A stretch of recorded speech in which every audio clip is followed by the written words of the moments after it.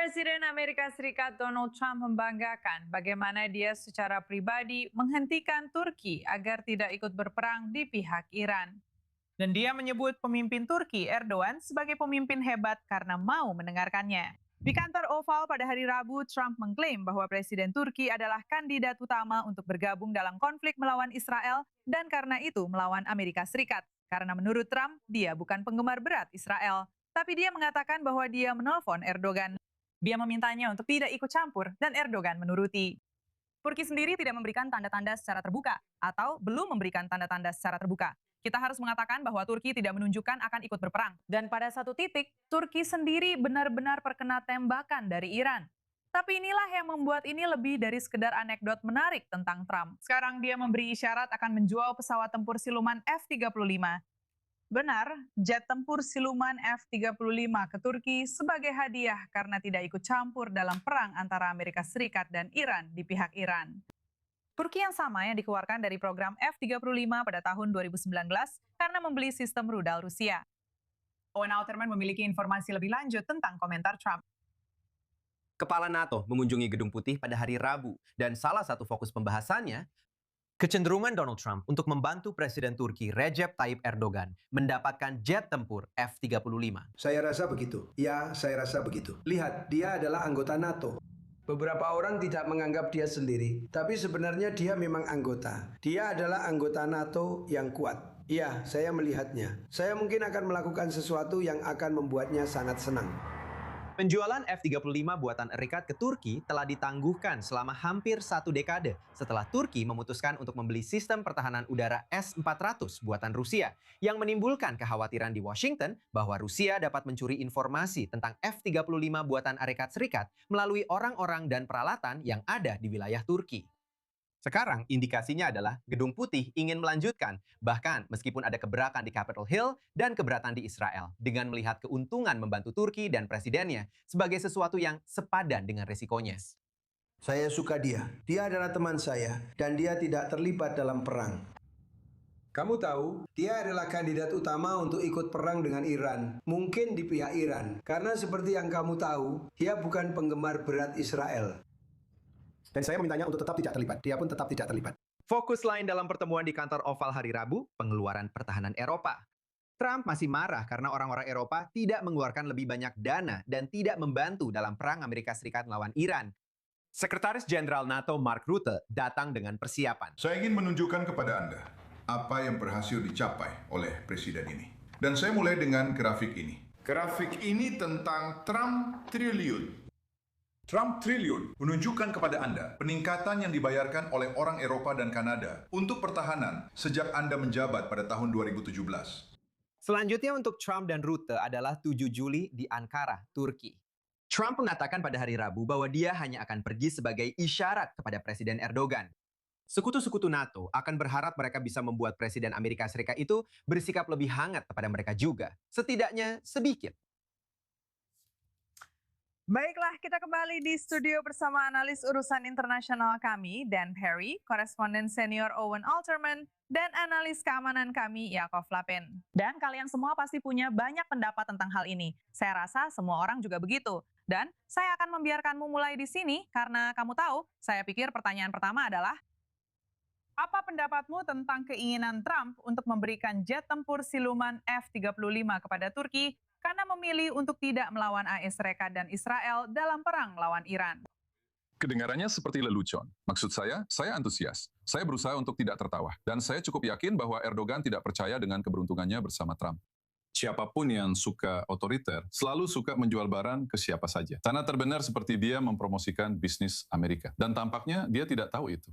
Turki bukanlah kandidat untuk bergabung dalam perang di pihak Iran. Iran dan Turki adalah saingan regional Muslim non-Arab yang bersaing untuk menjadi yang utama di kawasan tersebut. Mereka pada dasarnya berperang melalui proksi di Suriah yang baru saja berakhir.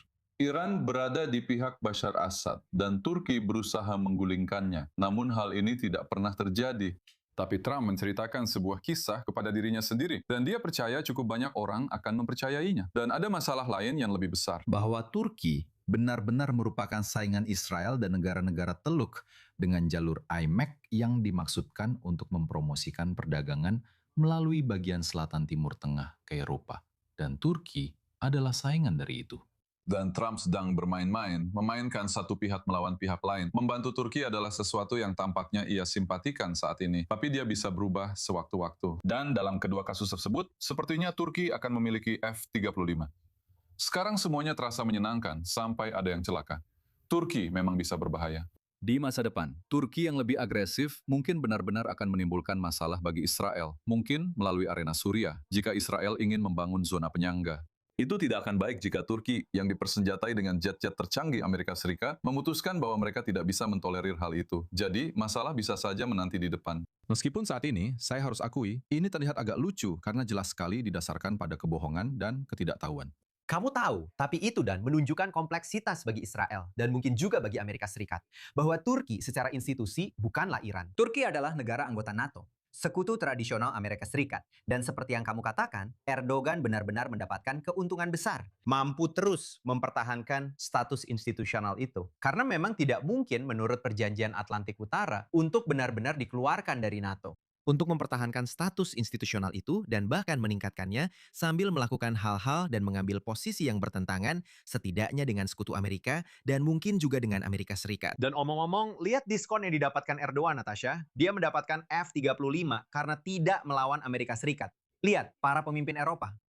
Mereka mendapat kemarahan Donald Trump hari demi hari. Bukan karena tidak berperang dengan Iran, tapi karena tidak berperang bersama Amerika Serikat. Kamu menyebut NATO. Ini harus dikatakan. Trump benar-benar tidak peduli dengan NATO. Sungguh konyol. Dan kamu tahu, pada bulan Januari lalu, dia sebenarnya sedang mempertimbangkan pada dasarnya melawan NATO dengan cara menginvasi Denmark, yang merupakan wilayah dari sekutu NATO, Denmark. Sekarang dia membayangkan melawan NATO dalam arti bahwa Turki, anggota NATO, akan berada di pihak. Tapi kemudian Turki memang melakukan satu hal yang benar. Dan ini bukan hanya keberuntungan bagi Erdogan. Mereka membangun militer yang sesungguhnya. Sebuah tentara yang nyata, kan? Yang terbesar kedua di NATO. Dan itu dihormati oleh Donald Trump. Dan itu juga dihormati oleh para pembuat kebijakan Amerika. Dan ya, Erdogan melakukannya untuk alasan pribadinya sendiri. Bukan untuk berkontribusi pada pertahanan kolektif di NATO. Tapi pada saat yang sama, dia memang benar-benar mengeluarkan anggaran pertahanan. Dan Turki selama beberapa dekade memang memiliki pengeluaran pertahanan yang nyata. Memiliki militer yang sesungguhnya. Dan itu menarik perhatian Donald Trump. Jadi saya ingin membahas sedikit lebih banyak tentang Israel secara khusus. Karena kita tahu bahwa Erdogan telah meningkatkan ancaman terhadap negara Israel. Menteri Dalam Negerinya berbicara tentang membebaskan Yerusalem. Trump menyebutnya sebagai pemimpin hebat. Sekarang dia menggoda dengan menawarkan F-35 ini. Pesan apa yang disampaikan kepada Israel, terutama dalam hal hubungan hubungan Israel dengan Amerika Serikat? Lihat, Turki melihat ada peluang besar saat ini. Negara itu sekarang dipimpin bukan hanya oleh rezim neo-Ottoman Islamis atau pro-Islamis. Saya hanya bisa menyebutnya seperti itu saat ini, mengingat apa yang mereka lakukan terhadap lawan-lawan mereka, yaitu memenjarakan mereka. Tapi mereka juga melihat ini sebagai peluang strategis besar, karena poros Syiah Iran telah melemah secara signifikan. Dan sekarang mereka ingin masuk dan memposisikan diri sebagai pemimpin dunia Muslim. Bagaimana cara mereka melakukan itu? Mereka menyerang Israel tanpa henti. Mereka menjadikan diri mereka sebagai pelindung Hamas. Jangan lupa, omong-omong, Shin Bet baru minggu lalu mengumumkan bahwa puluhan serangan teror yang berhasil digagalkan direncanakan di mana? Di Turki. Di Istanbul, saya bahkan belum menyebutkan Hamas. Mereka menjadi tuan rumah bagi Hamas. Jadi kita tidak punya banyak waktu untuk membahas ini. Turki mulai muncul sebagai masalah strategis utama. Mereka tidak boleh mendapatkan S-35. Saya yakin akan ada banyak tekanan di Kongres dari Israel untuk tidak mengizinkan ini. Turki akan terus menjadi masalah bagi kita untuk sementara waktu, dan kita harus menghadapi hal ini. Mereka akan mencoba mengepung Israel dengan cara-cara yang mungkin mengingatkan kita pada Iran di masa depan. Baiklah, saya ingin mengucapkan terima kasih kepada kalian semua karena telah bergabung bersama kami. Percakapan hari ini sangat menarik.